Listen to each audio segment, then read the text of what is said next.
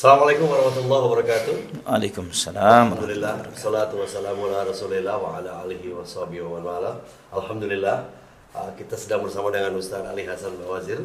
Gimana Ustaz? Sehat Ustaz? Alhamdulillah, walillahil hamdu wal minnah. Alhamdulillah. Dan salah satu bagian dari belajar Islam ini tentunya kita akan ketemu dengan saturisasi dan polarisasi yang banyak Ustaz. Iya. Ini harus pelajari nggak ya? Nah, dan kemungkinan juga kita akan di-approach atau didekati oleh orang. Iya. Nah, bagaimana suatu saat ketika ada pendekatan-pendekatan aliran khusus yang terdengarnya ini baik, menyebut sahabat-sahabat Rasul, tapi sebenarnya mereka membacakan atau memberikan kejelekan-kejelekan tentang sahabat-sahabat, tentang Abu Bakar, tentang Umar bin Khattab, tentang Utsman bin Affan. Kenapa kejelekan-kejelekannya yang diangkat? Nah, kita tahu bahwa ini adalah satu paham tertentu, Ustaz. Iya. Gimana cara kita membentengi diri, Ustaz? Barakallahu fi. Barakallah. Akhi fillah rahimani wa rahimakumullah. Alhamdulillah, akidah Ahlus Sunnah wal Jamaah sangat lengkap dalam mengajarkan kepada kita bagaimana kita berakidah dan berkeyakinan baik tentang Allah Subhanahu wa taala, baik tentang Rasulullah sallallahu alaihi wasallam, tentang sahabat, tentang Ahlul Bait dan yang lain sebagainya. Bagi siapapun yang mengklaim dirinya Ahlus Sunnah wal Jamaah, maka mesti dia harus membekali dirinya dengan ilmu akidah yang cukup. Ya, dengan belajar akidah, dengan hadir di majelis-majelis ilmu dan duduk dengan seorang guru yang memiliki kemampuan yang mendalam dalam akidah Islam, dan kemudian mempelajari dari sumber-sumbernya yang otentik dari Al-Quran dan hadis Nabi SAW, bukan hanya sekedar ikut-ikutan. Mengenai menyikapi sahabat dan Ahlul Bait, alhamdulillah, dalam hal ini sebagai contohnya Syekhul Islam Ibnu Taimiyah rahimahullah di dalam Aqidah Al-Wasithiyah, saya bacakan bagaimana beliau menyampaikan, wa yatabarra'una min tariqati ar-rawafidh alladhina yubghiduna as-sahabata wa yasubbunahum wa min tariqati an-nawasib alladhina yu'dhuna ahlal bait biqaulin aw amal. Bahwa Ahlus Sunnah wal Jamaah mereka berlepas diri dari caranya orang-orang Syiah Rafidhah, orang-orang Syiah yang mereka ini membenci para sahabat dan mencaci dan mencela mereka. Dan Ahlus Sunnah juga tidak seperti orang-orang Nawasib. Nawasib ini kontraproduktifnya Syiah Rafidhah, yaitu mereka yang menyakiti yang menyakiti Ahlul Bait dengan ucapan dan perbuatan. Wa yumsikuna amma syajara baina sahabah, dan mereka menahan diri, tidak berbicara, tidak terlalu mempermasalahkan tentang perselisihan yang terjadi di antara para sahabat. Dan mereka berpendapat, kata Syekhul Islam, bagaimana kita menyikapi diri kita, menyikapi orang lain yang seringkali menyampaikan hal-hal buruk tentang para sahabat radhiyallahu anhum. Inna hadhihi al-athar al-marwiyata fi masawihim minha ma huwa kadhibun wa minha ma qad zida fihi wa nuqisa wa ghayyira an wajhi was-sahih minhum hum fihi ma'dzurun imma mujtahiduna musibuna wa imma mujtahiduna mukhti'un. Dan sikap kita menyikapi berita-berita yang diriwayatkan tentang keburukan para sahabat, kata Syekhul Islam, bahwa banyak dari berita-berita itu adalah berita-berita bohong, tidak benar. Ya, di antaranya ada berita-berita yang ditambah-tambahkan dan dikurang-kurangi, dirubah dari yang semestinya. Adapun berita yang benar pun mereka bisa dimaafkan karena mereka sedang berijtihad, dan ijtihad mereka bisa benar atau ijtihad mereka salah. Kemudian saya tambahkan lagi, wa hum ma'a dzalika la ya'taqiduna anna kulla wahidin minas sahabati ma'sum. Dan Ahlus Sunnah tidak pernah meyakini bahwa Abu Bakar, Umar, Uthman, Aisyah, Hafsah dan para sahabat yang lainnya termasuk Ahlul Bait, kita tidak meyakini bahwa mereka itu orang-orang maksum, ya, yang terjaga, artinya tidak bisa berbuat dosa sama sekali, baik dosa besar maupun dosa kecil. Bal tajuzu alaihimudz dzunubu bil jumlah, mungkin mereka bisa berbuat dosa. Walahum minas sawabiqi wal fadha'il ma yujibu maghfirata ma yasduruna minhum in sadara hatta annahum yughfaru lahum minas sayyiati ma la yughfaru liman ba'dahum li'anna lahum minal hasanati allati tamhu sayyiati ma laysa liman ba'dahum. Bahkan mereka bisa jadi mereka berbuat dosa, namun mereka memiliki kebaikan-kebaikan, keutamaan-keutamaan yang dengan itu mengampuni dosa-dosa mereka jika mereka berbuat keburukan-keburukan tersebut. Bahwa sesungguhnya dosa-dosa mereka diampuni tidak seperti dosa-dosa orang-orang sesudah mereka. Karena apa? Karena kebaikan-kebaikan mereka yang demikian banyaknya yang menutupi dosa-dosa mereka, ya, yang kebaikan-kebaikan itu tidak dilakukan oleh orang-orang sesudah mereka. Ini secara global bagaimana Ahlus Sunnah wal Jamaah menyikapi riwayat-riwayat tentang para sahabat. Sebagai contoh misalnya, Ya, bagaimana kisah-kisah itu dipalsukan oleh orang-orang Syiah tentang para sahabat.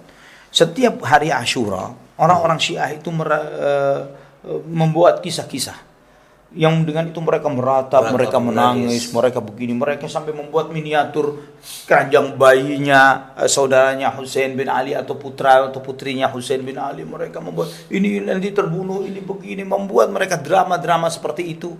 Ya, kemudian mereka membuat drama bagaimana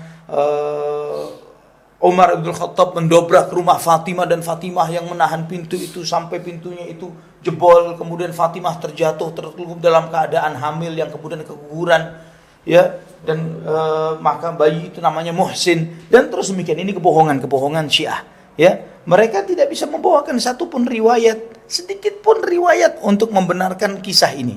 Tapi mereka dengan kebohongan ini mereka menceritakan di majelis mereka sambil meratap, sambil menangis, ya, tentang kebohongan, tentang detailnya peristiwa Karbala. Dan kemudian mereka melabeli dengan mengatakan bahwa kita menghidupkan sunnah Nabi. Sunnah Nabi yang mana yang mereka hidupkan?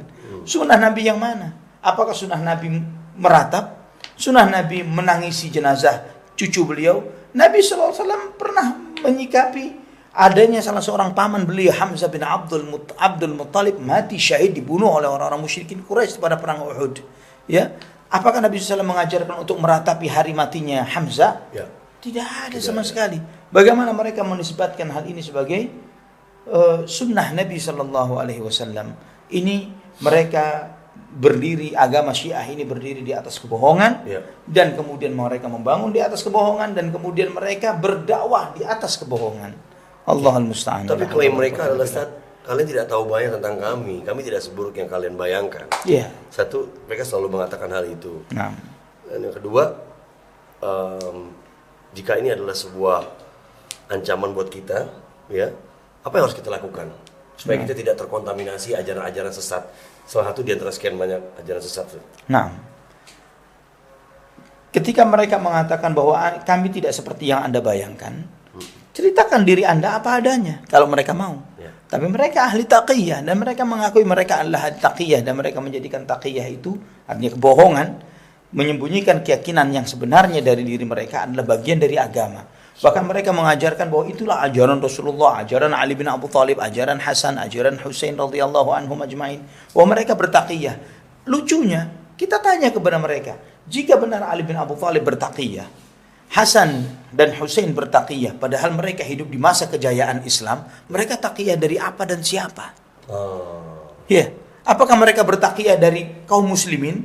Kalau mereka bertaqiyah dari kaum muslimin, agama mereka apa? Iya, mereka adalah bagian dari kaum muslimin. Iya, kalau mereka bertaqiyah menyembunyikan keyakinan yang semestinya, artinya mereka bukan muslim. Ya kan? Mereka orang-orang Syiah tidak menyadari kenyataan realita ini. Ya.